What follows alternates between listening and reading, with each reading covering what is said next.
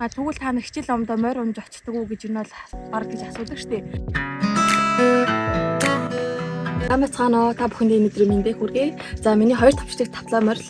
За би одоо яг бүхнийхээ баасанд гарах гэж байна. Тэгээ надтай хамт байцгаараа.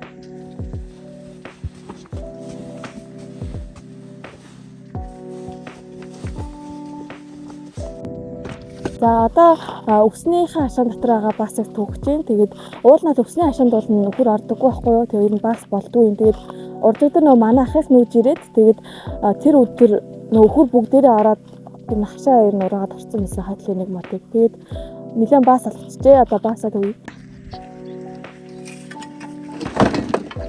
Би энэ туглаа та бүхэн танилцуулъя.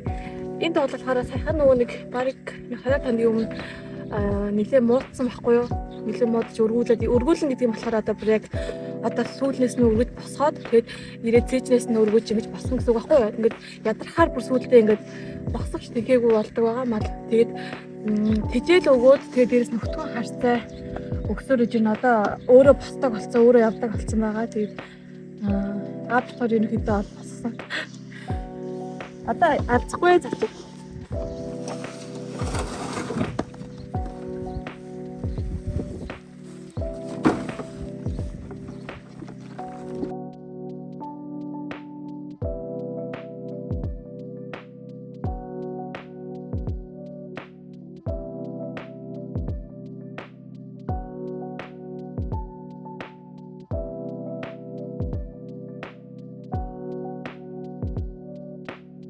Одоо нөхрийн баасыг нөхрийн баас чинь ингээд хитаараа аргал олон. Аргал болохоор одоо түлэн тэ одоо дээрээс нь хүмүүс ч одоо яадаг болчиход байгаа шүү дээ. Аргал одоо хүртэл зардаг болсон шүү дээ. Ер нь бол хотод бол тэ. Тэгээд аргал зараад энэ одоо хотод бол айлууд ч одоо ингээд нэг булан тохоогоо ариусгадаг тэ гэх мэтээр одоо ашигладаг болсон. Ер нь бол одоо ингээд мод түлээгээд аргал гэдэг юм бол одоо манай сумд чинь одоо манай Сэлэнгэ аймагт ер нь бол баг хэрэгжилж ашигладаг байхгүй юу. Гэтэ энэ аргал одоо ингээд хүмүүс өхрийн баас гингүүтэл одоо ингээд баас гэж ингээд боддог. Энэ чинь ерөнхийдөө одоо ингээд өвс ногооны одоо ингээд боловсруулагдсан байдлахгүй юу ерөнхийдөө тий. Одоо энэ өвс чинь ингээд мал одоо ингээд энэ өхөр бол энэ өвсийг л идэж байгаа шүү дээ. Энийг боловсруулсан л байдал. За тэгээд нэг кинонд зэгцсэн байдаг шүү дээ. Өхрийн баас ч одоо хамаг өвс ногооны шин тижэл гэсэн чинь нэртэйгээр нөө шин ногооны салаат хийгээч гэдэг шиг нэрэл энэ чинь бүх юм шин тижэл ахгүй юу. Одоо тэгээд өхрийн баасыг бол аргал гэж нэрлэдэг. Харин тий одоо адууныхыг болохоор хомоол гэж нэрлэв. Одоо хашаанд одоо байгаа хоньныхыг бол нэг хоргол гэж нэрлэж байгаа шүү дээ. Хоргол чи одоо ингээд удаан ингээд хашаан дээр ингээд байгаа тавтагдаад дээрэс нь ингээд хоньны одоо шэйфтэй нэлэх юм бол одоо энийг хүлзэн гэж нэрлэдэг байгаа. Тэгээ яагаад ингэж тайлбарлаж ийнэ вэ гэхээр одоо ингээд манай сүүлийн үеийн одоо дүүнэр байгаа шүү дээ тий.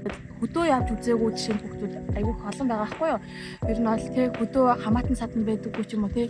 Тийм бас одоо хүмүүс байгаа учраас Монгол ахуйтайгаа танилцах хэрэгтэй, мэдэх хэрэгтэй тий. Одоо жишээ нь ингээд дотор угаасаа хүмүүс тэгвэл та нар хичээл омдоо морь унж очдөг уу гэж энэ баг гэж асуудаг штеп. Гэтэл одоо ингээд хүүхдүүд өөрсдөө бүр амьдралдаа нэг ч удаа морь унж үзээгүй хүүхдүүд жишээ байх жишээ нөхгүй юу. Тийм учраас бид нар монгол хүмүүс угаасаа доор хаяж таваа шуу малынхаа одоо юу идэж уудаг тий үр төлийг нь юу гэж нэрлэдэг.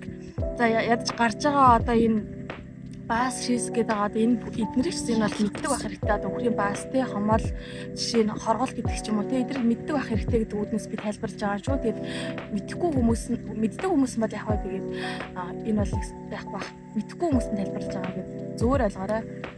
Гэтэл одоо ингээд хүүхдүүд өөрсдөө бүр амьдралдаа нэг ч удаа морь унж үзээгүй хүүхдүүд жишээ байх жишээ нөхгүй юу. Тийм учраас бид нар монгол хүмүүс угаасаа доор хаяж таваа шуу малынхаа одоо юу идэж уудаг тий үр төлийг нь юу гэж нэрлэдэг. За ядаж гарч байгаа одоо энэ баас шис гэдэг одоо энэ эднэрийг ч энэ бол мэддэг байх хэрэгтэй. Одоо өхрийн баас тий хомоол жишээ нь хоргол гэдэг ч юм уу тий эднэрийг мэддэг байх хэрэгтэй гэдэг үүднээс би тайлбарж байгаа шүү. Тэгээд мэддэг хүмүүс нь бол яг хаа тэгээд энэ бол яг бах мэдхгүй хүмүүс нь тайлбарж байгаа гэдэг зөвөр ойлгоорой. За манайх бол өхрийн баасаа яаж хэрэглэдэг вэ гэх юм бол одоо ингээд намар бол одоо үлжөөндөө буусны дараа энэ хашааны зайнуудаа бол ерөнхийдөө одоо ийм зөөлхөн байгаа зөвлөх нь байгаа шүү дээ. Бас яг шин дээрээ дөнгөж өгөхөр одоо басны дараа тэр басаар ингээд сайн шавж өгдөг байхгүй юу. Тэгэх юм бол одоо ингээд мод хооронд бол ер нь бол сайн чигжигдээд өвөл ер нь бол хонь мал хөл даахгүй гэсэн үг. Тэгээд тэрээс гадна одоо ингээд манайш мод төлөөтэй газар болохоор ерөнхийдөө хүрээ аргал олныг төлөхгүй басаар олныг төлөхгүй. Тэгээд яг 100 налын хаяаныг төлдөг бүр сайн хатсныхан дараа одоо бол өвөл энэ чи одоо ингээд нойт нь хөлтөө байгаа шүү дээ тий. Тэгээд бас ахаад нэг гоё хэрэгэлдэг юу гэх юм бол одоо бид нар чи ингээд махан утгатай хэрэглэнэ. Тэгээ мах утаад одоо борцоолоход ерөнхийдөө бол мод түлж модны одоо утаагаар энэ бол мах утна гэж байхгүй шүү дээ тий. Энэ бол аргалын энэ гоё утаагаар махаа сайхан утна. Тэгээд гэх юм бол ер нь бол айгүй удаан хэрэглэгддэг модгүй байгаа. За тийчээвчтэй одоо өвснөд явдаг нөө.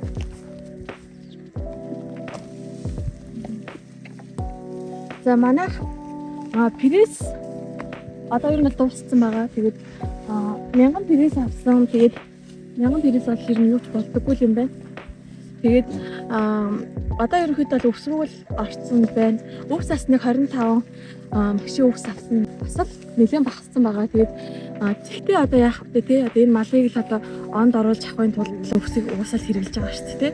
Тэгээд өвс гэлтгүй хажуугаар нь бол энэ тижил хавсарч өгдөг. Тэгээд тэр тулдаа харин ч өвсөн байна.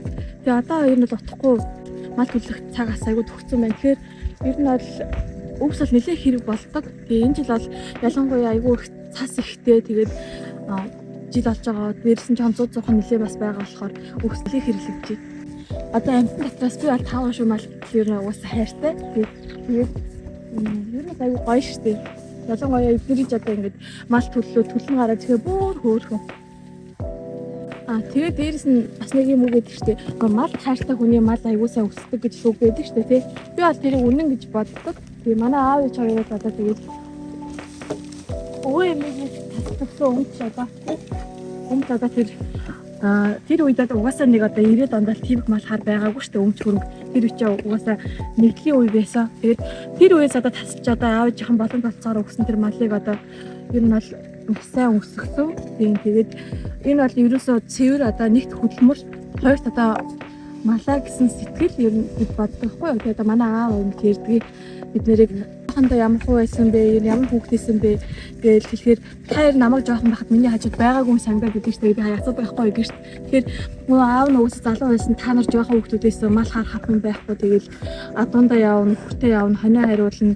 Тэгэл энэ болгоны чинь одоо угаасаа хийн ямар ч юм гэрт ахнад тав байдаг байгаагүй. Тэгээд дээрэс нь та нарыг угаасаа малтайгаар яг л адилхан өсгсөн. Бид бол ингээд нэг хүүхд төрүүллээ хүн нэг хүн эзлээ суудаг. Тэр үед бол тийм байгаагүй. Ерхэдөө бол би төрүүллээ. Тэгэл манай ээж аль гэдээсэн дүнрийг маань төрүүлж ирээл шууд ингээд даавуугаар талгаа богоол ингээд хавар бол мат төлөлтөө гардаг тий. Тийм л байдаг байсан. Тэгэл та нар хэрэгжил өссөн шүү гэж аягүй хэлдэг аахгүй юу. Тэгээд би ч гэсэн энэ бол үнэн л гэж боддог.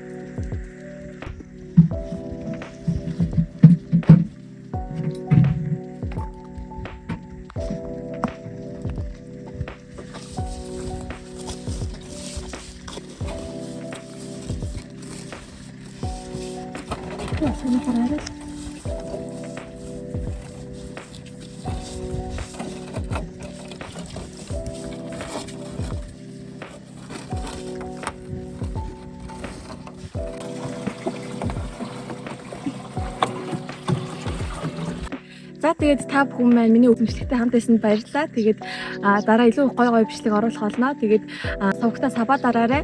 Мөн бичлэгээ лайк, шеэр хийхээ мартаваа. Баярлалаа. Баяр таа.